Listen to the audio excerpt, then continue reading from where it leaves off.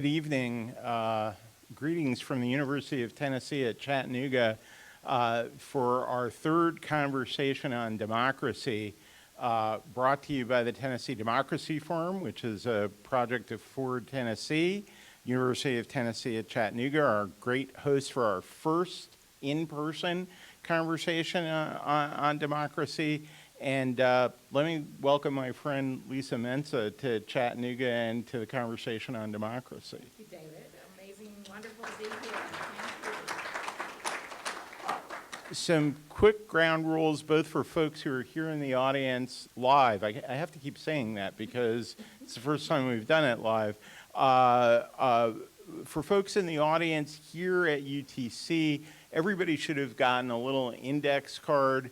If you have questions that come up during the course of the conversation, we absolutely intend to leave on some time for you to ask those questions. If you just fill out the index card, Mary Beth will come around and collect them, and we'll then try to ask them. For folks who are not here live, but are watching online, if you have questions, I believe that there's a way for you to ask those questions in the chat at any time, and we'll get those communicated to us as well.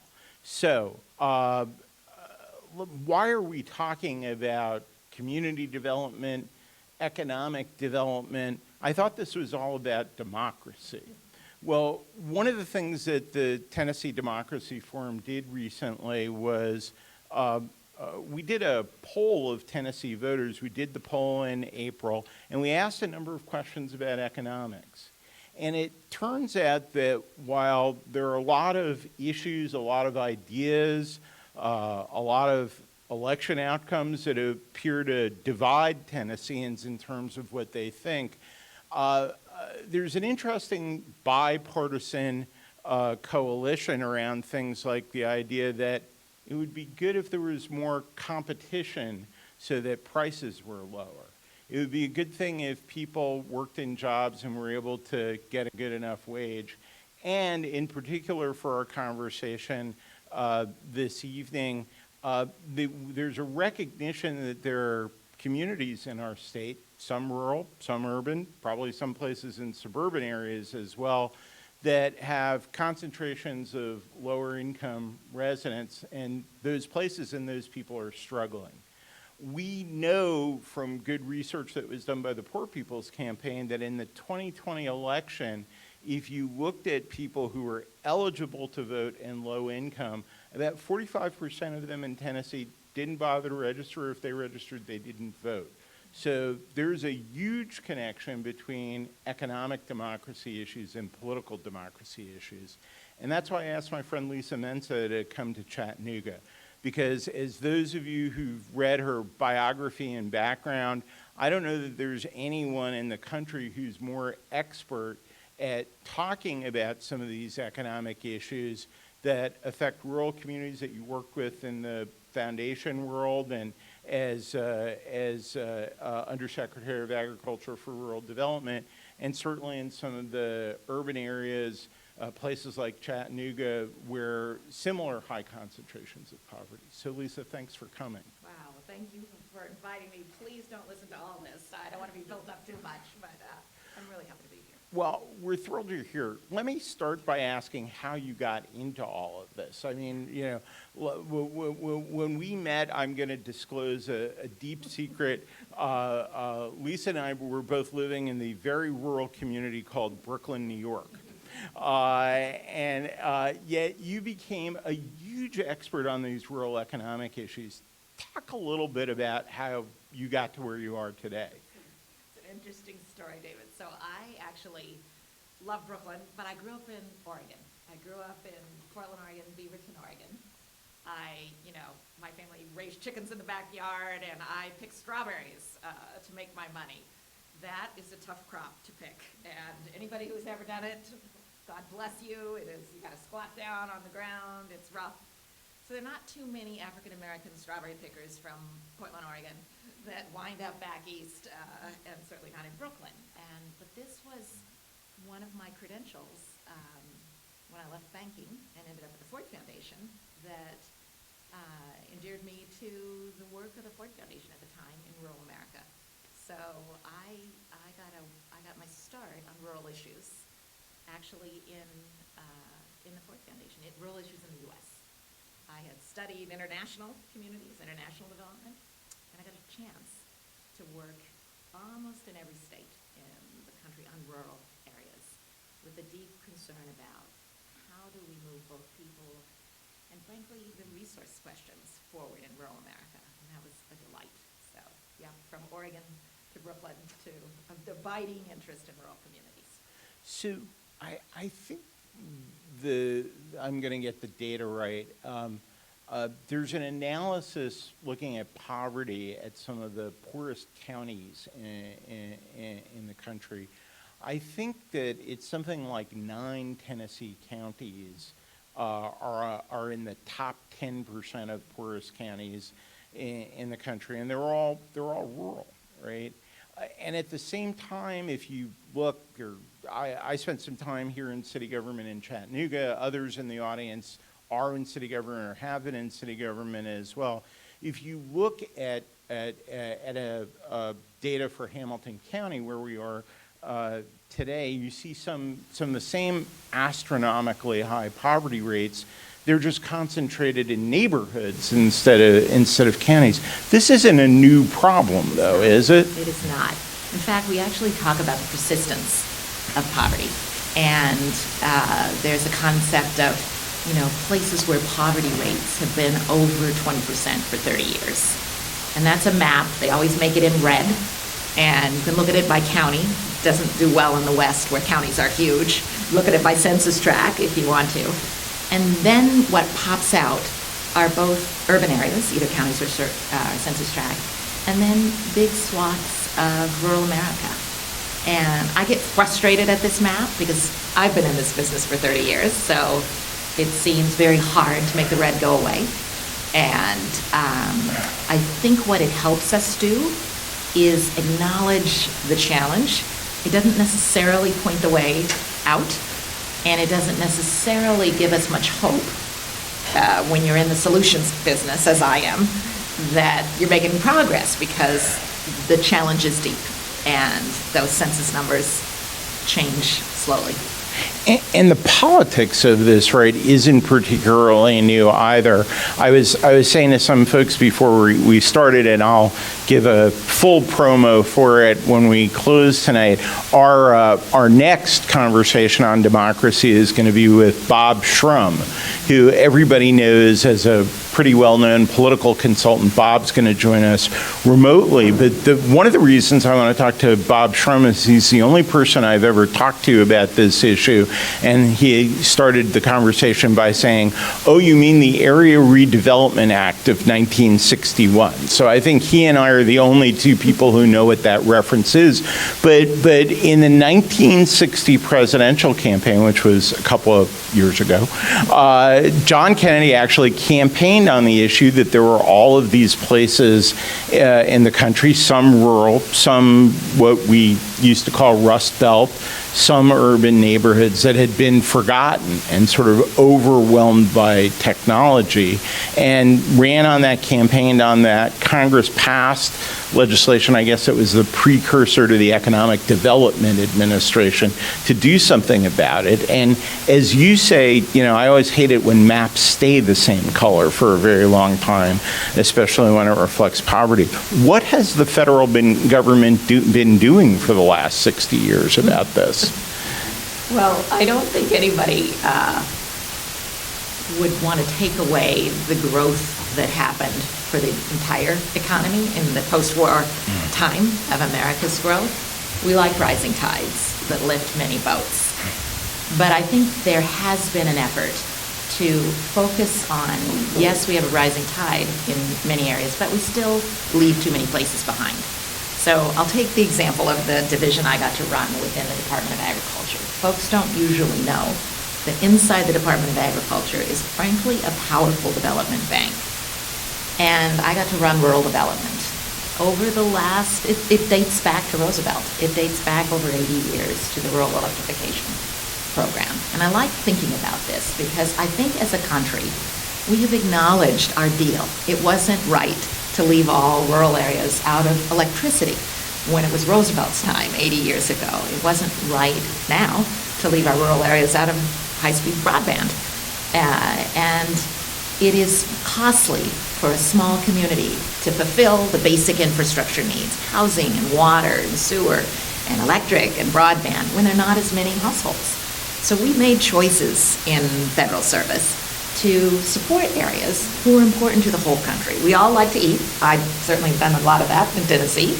And we like to wear clothes, and we like to have things that come from our rural communities. And yet the deal should be that they get to thrive too, along with the whole economy. So I see that there have been traditions, and they're old parts of federal government to support things like, in my experience, there was specific initiatives on housing. There were specific initiatives on community facilities, specific initiatives on rural utilities and infrastructure creation, and then on business, because we admitted that it doesn't all rise together, and it needs a push, and it needs partners. And so I think the federal government is particularly good when it is partnering with private hands who know their communities and can help all those areas thrive. So I've seen, I can't name all the things that have happened since the Area Development Act of 1960, but I feel there has been efforts. It's what a lot of government, at least we can talk at the federal level, is intending to do.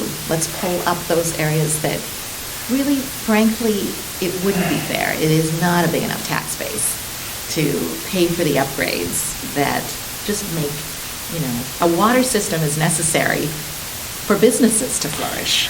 And so that's great to be able to see the federal investment in those areas. Well, and we talked about this a little bit earlier, right? It's sort of, there are some people, right, who would disagree with that, right? And maybe they might take a market-based approach and sort of say, these places are long past their prime. And you could say, by the way, some of the same things about that you might say about some rural communities. You could say about that some urban neighborhoods also. We when we used to look at maps here in Chattanooga, I had a longtime member of the state legislature once say to me, I know that map. I saw that same map in 1980. And the market's the market, and there you go. But is it just that we haven't done enough, or we haven't done the right things, or we haven't listened to the right people? And what's the answer to people who are like, look, there are going to be some places that are going to prosper, and some places that time has sort of gone by? I don't think every place is going to prosper equally, but I do think choice matters. It's one of the hallmarks of an American system. So I get to talk about things that make a good democracy at this event. And I've been thinking about the freedom to choose to invest in your community. And I think that choice is enabled when there are enough resources, to target in. We sat today at a fascinating roundtable. We're going to talk more about that. And we heard community development financial institutions working around this state to change housing, to change small businesses, to change community facilities. And what they did was take small amounts of money, in many cases, and really invested in the people who were starting businesses or refurbishing new community centers. And so yes to more money. Yes, I would never disagree with that, but it's also money in the right hands. People who are prepared to partner, prepared to listen, prepared for the time. I just see that there is a lot of love of place. I love the area I grew up in. And when it changes, when it no longer offers the same opportunity, because industries change, Oregon's a timber state, that's changed. There is a lot of good that can still be derived from a place. And there's a reason people want to make it home. And I love enabling that choice for folks. Yes, the market has to do what the market does, and I don't think you can bring things back often to the level they were, but you can have thriving communities, and that's what I think is the goal. Maybe not everybody at the same level at once, but you can thrive. And that's sort of the types of investment that would allow that sort of choice. It was interesting. I thought today we went around. This is a group of about 20 economic development, community development leaders, many of them from around the state, many of them from who work in rural areas, many of them who work in urban areas, including here in Chattanooga. And at the very beginning, we sort of went around that room of about 20 people and said, tell us your biggest challenges, right? And I don't remember that leading to a list of rural challenges and a list of urban challenges. I saw that there was a lot of overlap. A lot of commonality in the challenges. People want housing. People wanted affordable housing, routes to home ownership. People wanted an ability for people to start small businesses and prosper in them, to move from the sideline business to the full-time business. People wanted communities that were tech-enabled so that, and we have had this huge leveling experience of a pandemic. So I loved what we heard today, and I did think it was interesting. It wasn't in camps of the urban people and the rural people. It was, we are successfully, because you also asked for not just challenges, but what's working. And what we heard, and some of the folks are with us tonight, was success at delivering, even in crisis, new opportunities for communities to thrive. And that was exciting for me to hear in Tennessee. Yeah, you should talk about some of what we heard in terms of some of the solutions that you were struck with as innovative here in Tennessee. I think it's hard to come out of this time of pandemic without looking at what happened to small businesses.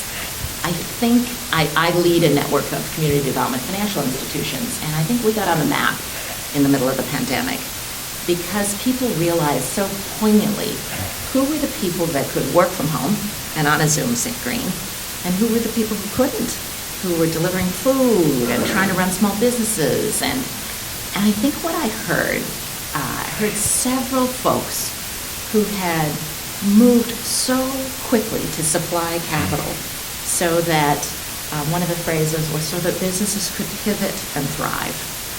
People that came with capital solutions that augmented the federal Paycheck Protection Program loans, that supplied capital to businesses who weren't even eligible for PPP loans. They weren't formalized enough. I heard about housing efforts that had been successful in the middle of a time when there's been a lot of shortage, and when making the home affordable, working out times when contractors are scarce, when materials have changed. Mission-driven CDFIs like Fahi, who have worked in multiple states, including Tennessee, to make sure that homeownership is still an affordable option for more and more families. So it's always heartening to hear who prevailed. And I love the descriptions of, we had some government representatives, of how people move together quickly. I think a crisis is one of those rare times when the walls fall a little bit down and we're focused on, let's deliver, whether it was services to get computers. We heard one effort that was really working to train and get people digitally hooked up so that they could participate in this economy or school or life right now. So it's heartening, I guess, and it was heartening to be, frankly, this is my first time to do a roundtable in person, to be out of the Zoom screen, so that was also helpful. And it was interesting, right? I heard some things this afternoon that I didn't know about. So the Enterprise Center was there today, and I thought I knew a little bit about the Enterprise Center and knew about the work around technology. I didn't realize that they were taking their good ideas that they've developed here in Chattanooga and using them to help rural areas around the state. And that is, that's not a one-off in terms of the possibility, right? You were telling me about sort of your experience at Ford at sort of taking ideas coming out of rural areas that were economically challenged and using those learnings for investments in more urban areas. It's such an interesting So in the field of community development finance, you know, you have a lot of like former reform bankers like me or people that learn their finance, and they use those skills to create change, whether it's small business financing, or home ownership financing, facilities and infrastructure financing. And a lot of the big leaders have been rural. They've been groups in Kentucky and in Mississippi and in Arkansas and in Maine and in Montana. And I think it's interesting that some of the big lessons about how to really invest in communities and work over time, some of the leaders of a movement for a more localized finance came from very rural practitioners, not everybody. And then what we found, one of the roots of OFN, the organization I now lead, we have 370 members, getting up there to 400.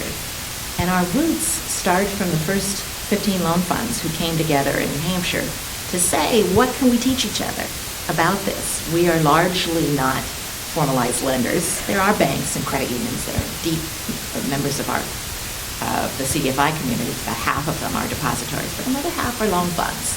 And a loan fund isn't a regulated entity, but it's somebody that can make loans nimbly in communities. And we've spent 35 years training ourselves about how to get good at this.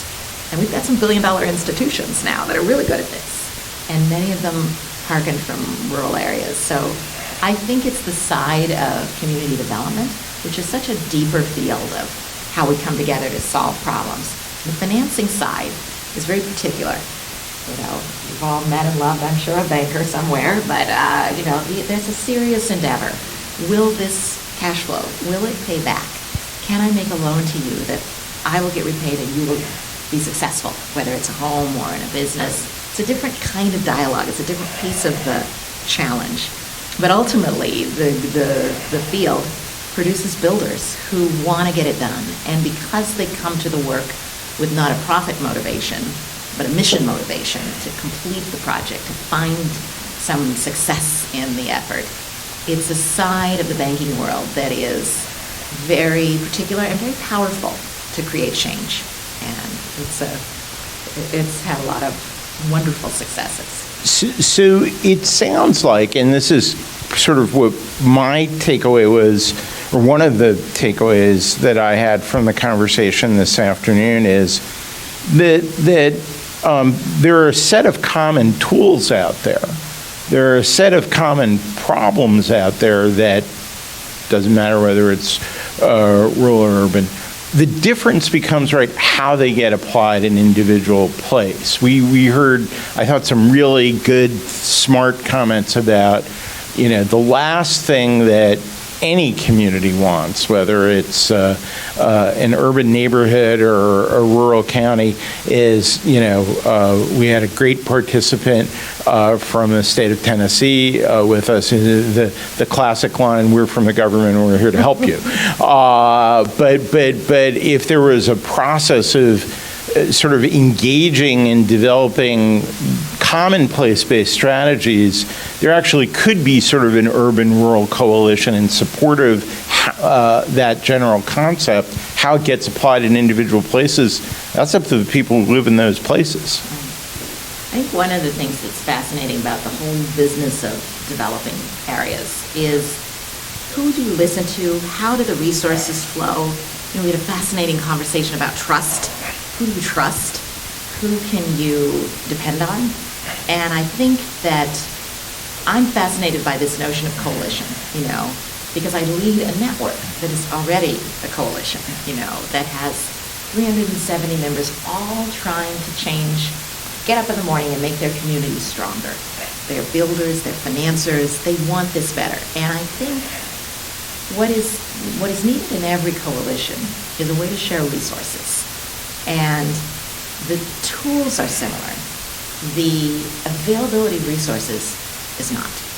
And philanthropy is not evenly distributed across the U.S. Banks are not evenly distributed. We have wonderful partnerships with mainline banks, but they're not even, they don't have a CRA, an obligation to relend in every community. if you're in an indigenous community, you're not resourced the way a deep urban community may be. So tools are similar, resources are not evenly spread, and a good network, a good coalition, I think, has to find a way to be honest about what is uneven and help each other to push through and to share resources and to pull down more resources. Pull down more resources, right? Because one reference to 1960s legislation isn't enough. So, I always think about the legislation that led to the food stamp program, right? Which was sort of this classic coalition between rural senators who are like, we have some things to sell. We have some food to sell, and a lot of folks who represented urban areas who had folks who needed help to buy the food, and you get a program. Is that a path? I mean, you've spent time in and outside of the federal government. Maybe we've started to hear some more about things where there could be bipartisan support or that kind of coalition type of support, but it seems like we've heard less of it over the last 10 years than maybe the prior 20 or 30. Yeah.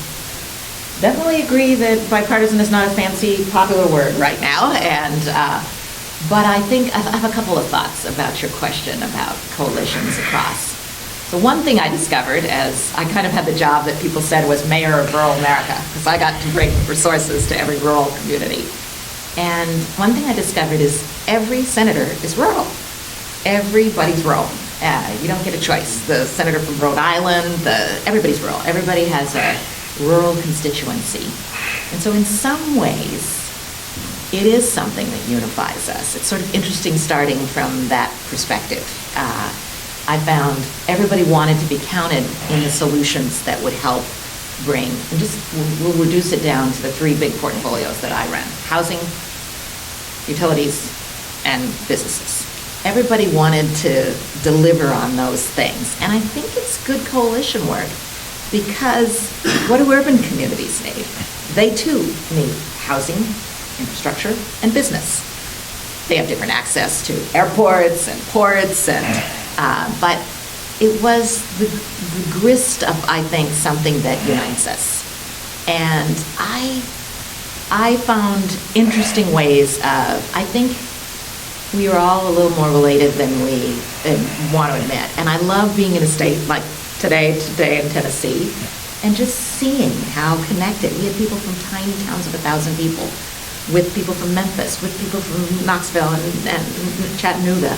So, and they're talking about similar things. Nobody wants to be trapped in a payday loan cycle. Everybody understands that wealth comes from owning a home and owning assets. And so there are unifiers that I think, if we're looking for the roots of a coalition, these would be good things, because we do agree in a country that has prized things like homeownership and prized things like the ability to live in the place you want to call home. Those are good things to unify around. The right to start a business. You interestingly started it, David, with the point about competitiveness. We usually want people to try, not just one hairdresser in town, not just one restaurant, one bar, one brewery, one coffee shop. People want that to succeed. So I think there are elements that maybe if we just didn't talk about parties or anything, we could see through to where it is necessary. I found, I had a popular, sitting in a division of agriculture, it used to be that the ag budget wasn't all that controversial, partly because of this, because we all love to eat, and, it does have, they're unifying things. So I'm going to say I hope that there are things that could cut through, that are joint needs, joint solutions, that give us the grist for future collaboration and partnership.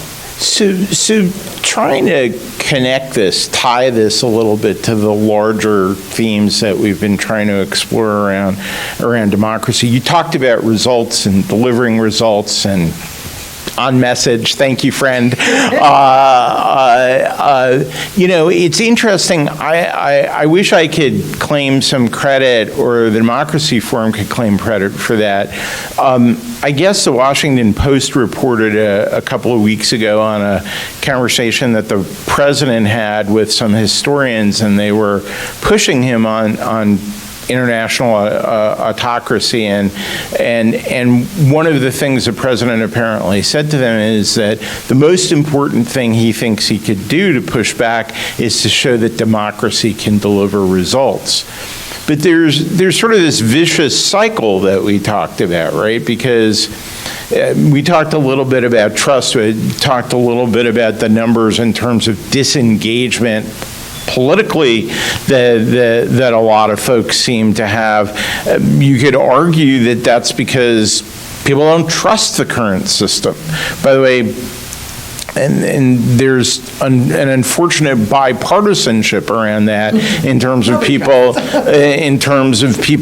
opting out of voting, opting out of participating to a certain extent. So you sort of have to gain the trust and deal with the fact that there's a lack of trust, and then you have to figure out a way to take the trust and deliver results. So it's a little complicated, I think. It is.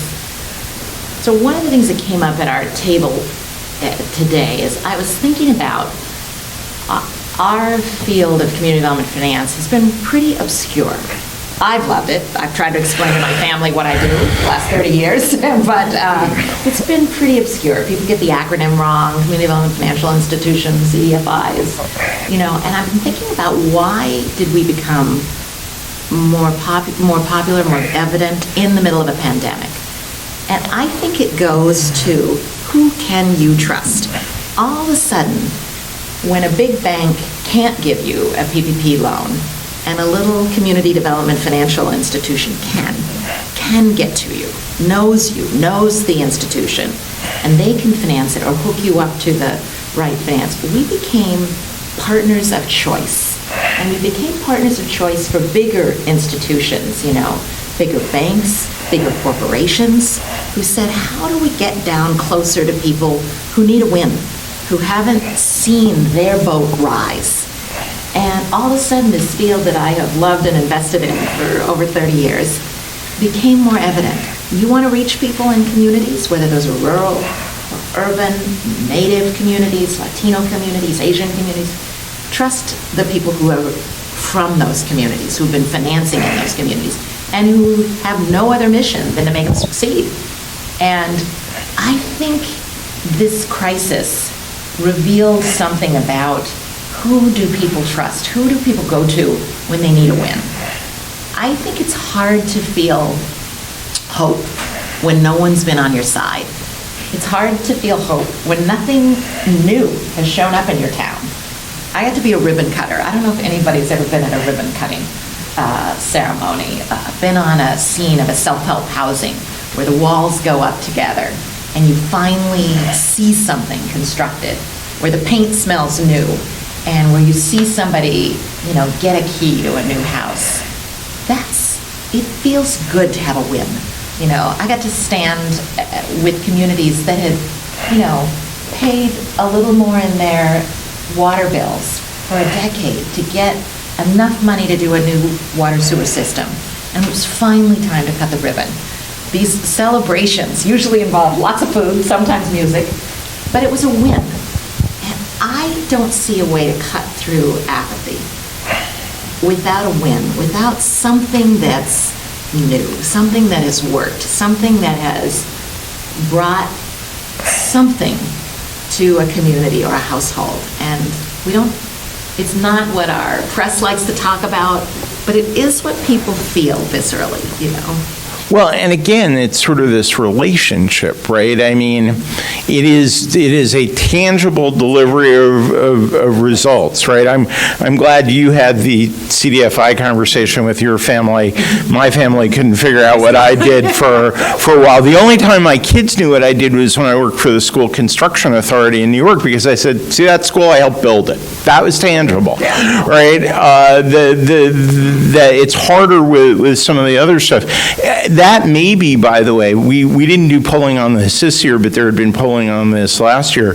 Even in very conservative parts of Tennessee, there was support for the infrastructure bill, right? People get that, having good roads and access and highways is of value, and it always was a bipartisan issue. And it's not your fault that you didn't build a highway. Right. I mean, it's a hard thing to build. Right. It's expensive, it takes bonding, it's hard to do by yourself. And I mean, maybe there's this possibility of incrementally building back trust, because as you say, a lot of the places that we're talking about, these are not new issues. They've had a lot of people over the decades come and tell what they were going to do to bring their community back. And I think one of the participants in the conversation today made a great point. It was like, yeah, all these people would come to the communities, tell what they were going to do, and when you tried to reach them on the phone the next day, computerized right, and it requires actually showing up, listening, hearing what the problems are, and staying committed. And one of the comments today was, it's not only to listen and to make the announcement. Where are you the next day when somebody needs to circle back and say, was that real? Is there really a computer for me? Is there really a way to get a fair deal on financing, or is this another scam? And who do you call the second day? Who do you go to? Who's your trusted source on, is this on the level? And I think that's why I love the community development financial institutions field. We get the calls on the second day, and hopefully it's not just to a computerized tape that doesn't listen, but, where are we gonna go so that you can have a second conversation? It's time. Oftentimes, markets are kind of punishing, and yes, it's great to have things, especially in a crisis, that are delivered digitally. But time and somebody you can have a conversation with, those are nice features to build trust. So I'm glad we've spent the last 40 minutes or so figuring this all out. We have now solved the problem of how democracy can deliver results, but somehow I think politics may make this a little more complicated. So Lisa, this is, again, I'm thrilled that you're here. I'm particularly thrilled that you've taken time out to do this as you're going through a transition. So you're going to go home to Oregon. Home to Oregon. And you're going to run a community foundation there. Strawberry season, but I'm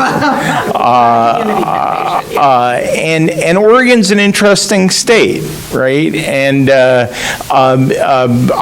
looked at the political map of Oregon, and there are different, same colors meaning different things, I think, on the political map of Oregon as opposed to the poverty map. So you've got a bunch of counties where the Republican candidate for president in 2020 was winning 70%, 80% of the vote, not very different from some of the more rural counties here in Tennessee. And then you've got Multnomah, did I get that right? Right, you said it right. Multnomah County, which is where we found the city of Oregon, the city of Portland, where I think President Biden got something like 80% of the vote.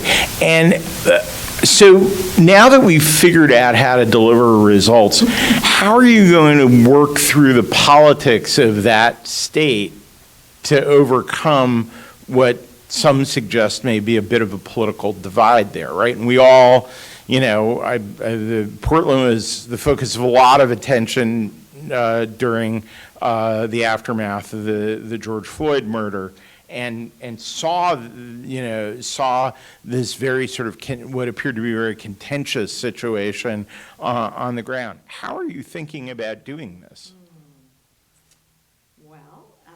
it is what has called me home. I love big challenges. That's why I think about things like community development. First off, I've been given a privilege to lead an institution that's 50 years old and that has a lot of trust in every corner of the state. I think this is an interesting moment for philanthropy because it is something that has been turned to by Republicans, by Democrats. I love the fact that the foundation has helped kids have scholarships in every county in the state. And I was one of those kids.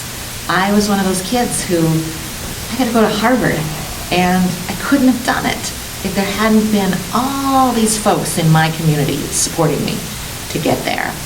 So I think trusted institutions are part of the wonderful opportunity to listen and to have different conversations. It's great to have an institution that has funds, that has donors, that want to see the state prosper. I think the headwinds are with you to try to have a different job than a legislature does when you're running a community foundation. I'm very attracted to that.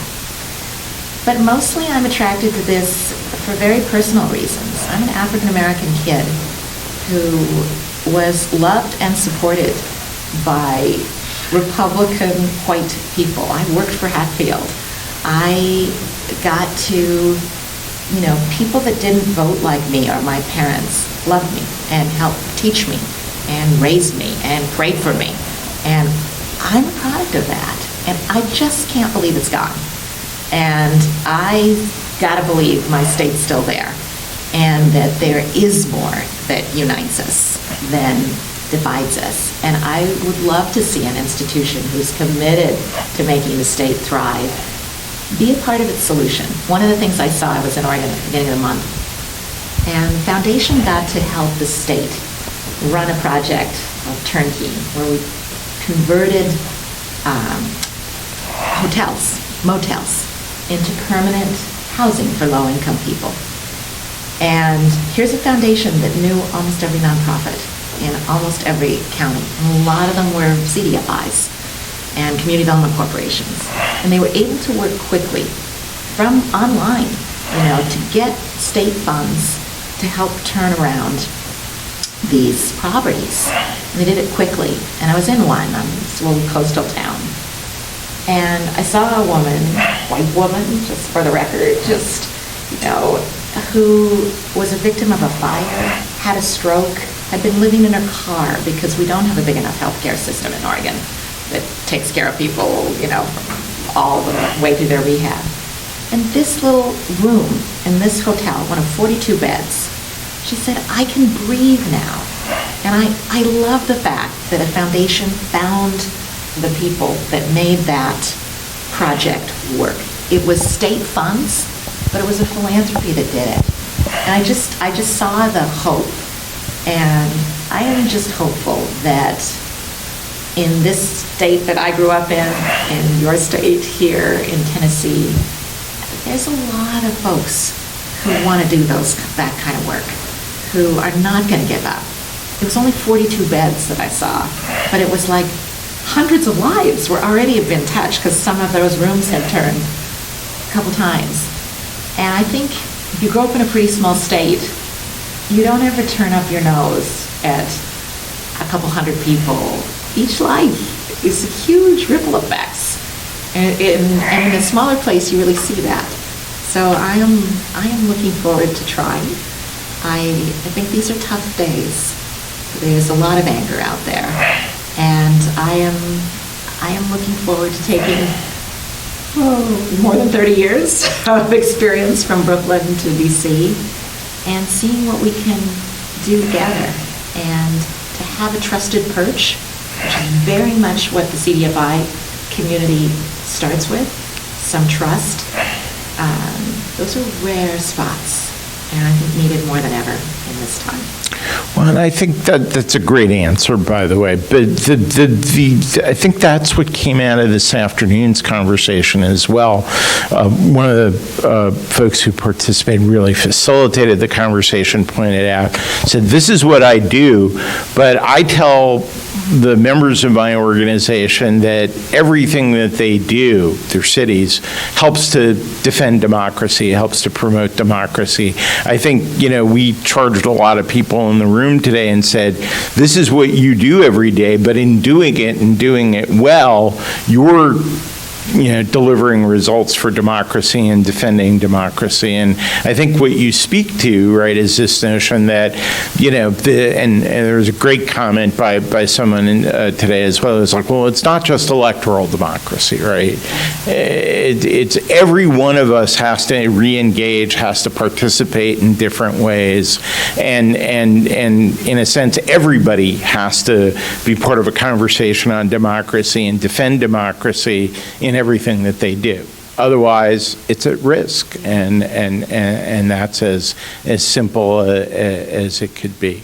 Well, I've gotten asked a lot of questions. Hopefully, some of them were good and helpful for the audience. If folks have other questions, folks who are sitting here live, if you have an index card, if you jotted it down, Mary Beth is going to look for you to grab it. We actually have one or two questions that we've already gotten. I think we're also looking for questions from folks who may be viewing this online. We have a way of getting that as well. Thank you. So let's turn to the first question. This is a question actually that we got from the audience earlier. So you're an elected official, you're a candidate for office. Here you are in Tennessee.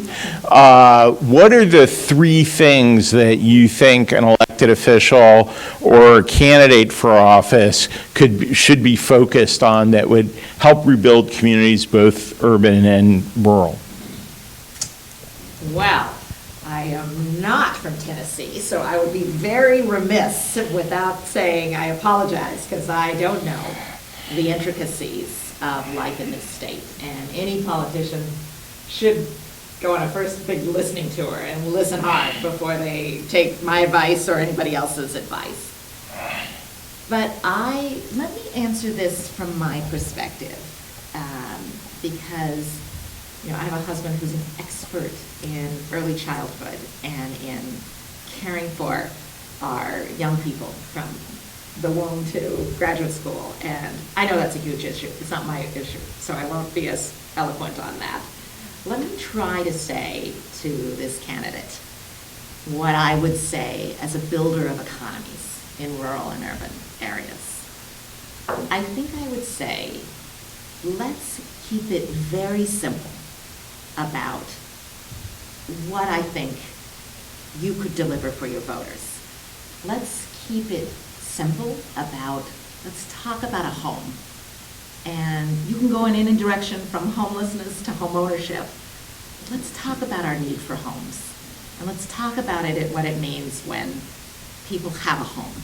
And let's commit to the partnerships that are going to get more people in a home in an affordable way. So that'd be my first one.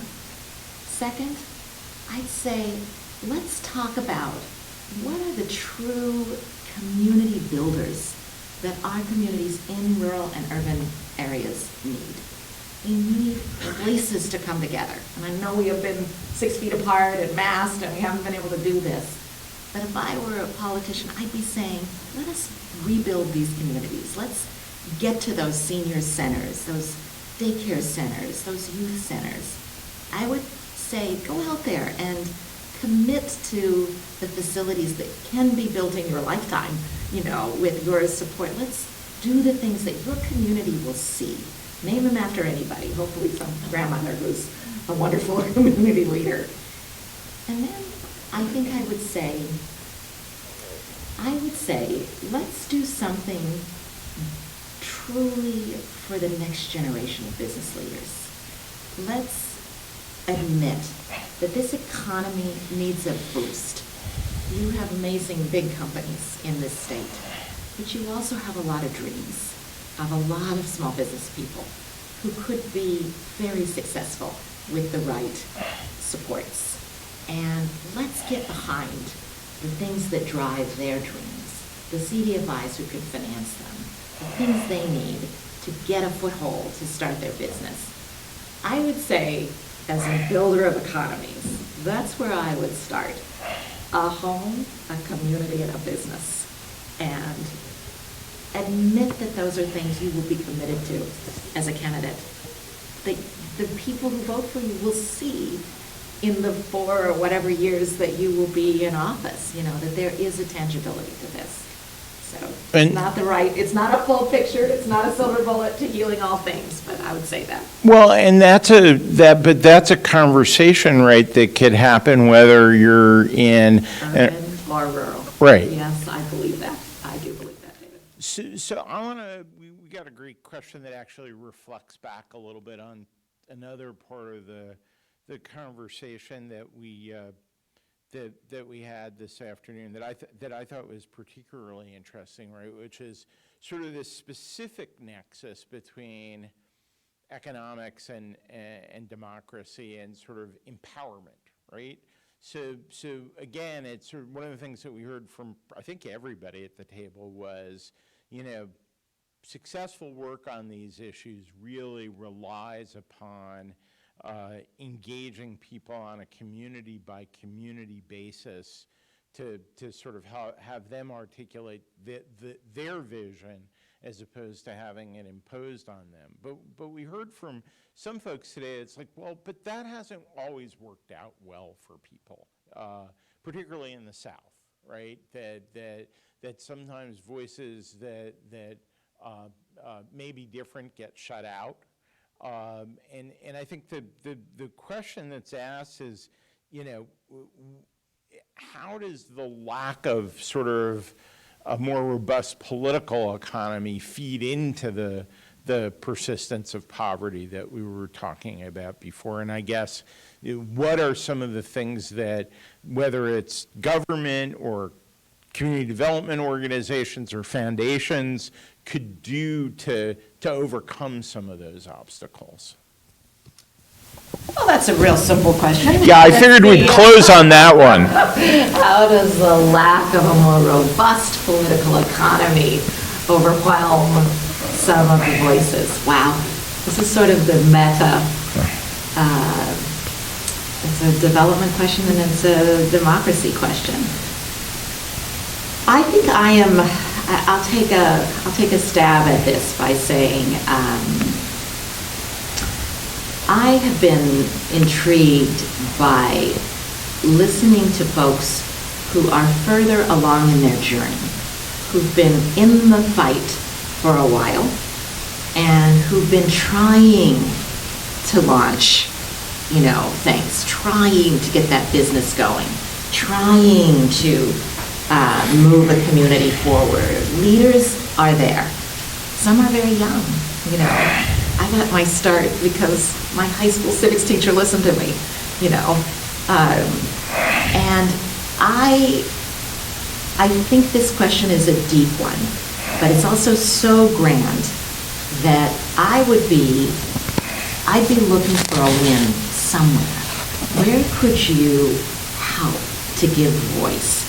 I was sharing with a colleague that, I came to professional life in the 80s when there were very few women in banking, very few women's voices in business, very few women's voices in leadership, and I was the lucky one. I got to come not in the 80s, not in the 60s and the 70s. And I think when you are dealing with people who have not been able to be voiced, it's not that they're not there. And I think the honest truth is listening for people who, but for a little support, they could thrive more. You don't always have to start blank slate, me as a politician or leader or community or philanthropic leader. Sometimes you need to find the people who already have the vision and the drive. And you need to be their partner. And I think that's what I've liked about the work of community development finance. You can partner with the people who are in the lane to have some victories. And I guess that's what I'm inspired to say to that question, which is complicated. And it goes, I think, right to what we talked a little bit this afternoon, this notion of unusual suspects, right? Sort of the willingness to open a process enough to let other people in. And I think to your point, delivering results, right? There's nothing, a million and a half years ago when I did constituent level politics, there's nothing more empowering to somebody than getting a stop sign on your block when you ask for it, right? And the ability to do that is a way to engage people, and arguably is valuable in and of itself.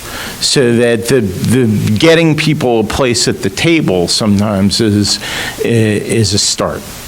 Well, I don't know, Mary Beth, I don't know if we have any other questions. I haven't seen any, but we are coming up on and Mike, I don't know if we've seen anything online. Good. So we are right on time, coming up to 8 o'clock.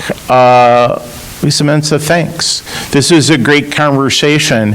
It's one that I hope we're going to be able to continue in the community here in Tennessee. If anything, your visit today has convinced me more than before how important some of these economic issues, some of these concerns really are to an effort to deliver results for democracy and protect democracy.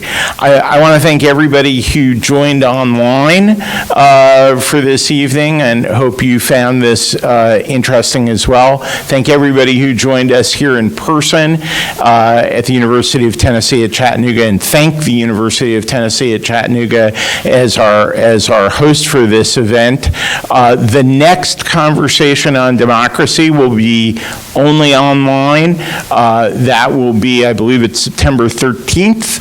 The political consultant, Robert Shrum, who's also the director of the USC Institute of Politics, will be joining us remotely. Then in October, we're going to be announcing dates, I believe in the next week to 10 days. We'll have two speakers, both of whom will be live here at UT Chattanooga. One will be Salin Givargesi, which is a name people here in Chattanooga know. Salin grew up here in Chattanooga, is really, who's coming home, as Lisa will attest, really one of the great experts on poverty and equity issues in the country today. And Salin will be back in Chattanooga in October, again talking about this linkage between economic issues and democracy issues. And we'll also be joined in October by the NPR journalist and author and other old friend, Andrew Bernstein, who's written extensively on January 6th, on the Trump administration, and she may have a few things to say by the time we get to October. So with that, Lisa, thank you so much again. Thank you all. Thank you for joining the conversations on democracy.